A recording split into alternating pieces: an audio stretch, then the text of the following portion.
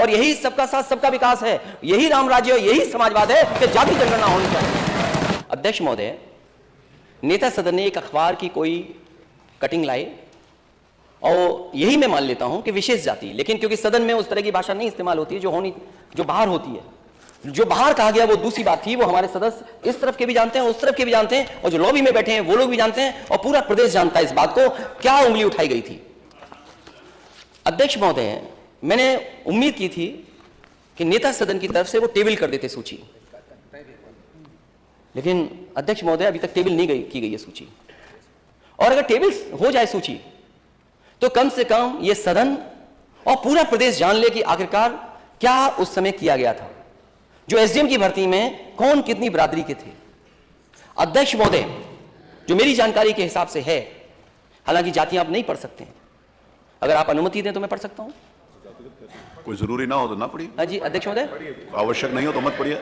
नहीं, वो जरूरी इसलिए है क्योंकि आरोप लगता है 2011 में, जिसका आरोप लगा था सदन में जो प्रेस नोट पढ़ी गई थी।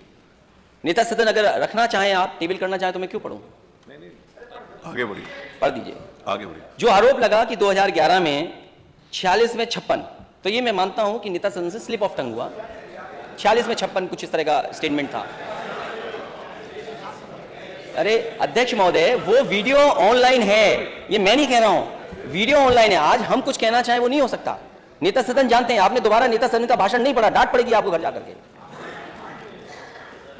उस स्लिप ऑफ टंग हो सकता हो गया हो। जो टोटल भर्ती एसडीएम की उस समय हुई थी वो 30 थी, जिसमें मात्र यादव एसडीएम 5 थे,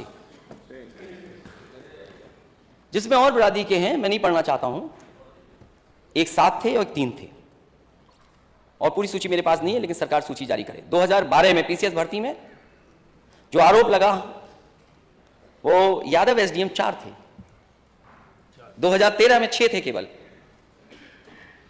तो आखिरकार 2015 में 3 थे। मैं चाहूंगा कि नेता सदन और सरकार इस सूची को जारी करे। और अध्यक्ष महोदय, मुझे याद है, हाँ विशेषाधिकार तो बनेगा,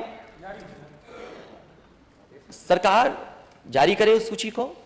इसीलिए हम सब लोग, और आपके हित में भी है, समाज के हित में भी है कि जाति जनगणना होनी चाहिए, और जाति के हिसाब से, आबादी के हिसाब से हमें हक और सम्मान मिलना चाहिए। यही बाबा साहब भीमराव अम्बेडकर जी का सपना था, यही संविधान का सपना है, यही डॉक्टर राममनोहर लोहिया जी का सपना था, यही नेताजी का सपना था और संघर्ष था, और यही सबका साथ सबका विकास है, यही राम राज्य, यही समाजवाद है कि जाति जनगणना होनी चाहिए।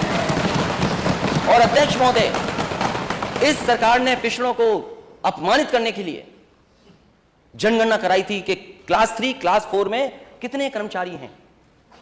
मैं उस समय सदन में नहीं था, हमारे विपक्ष के लोग जानते होंगे।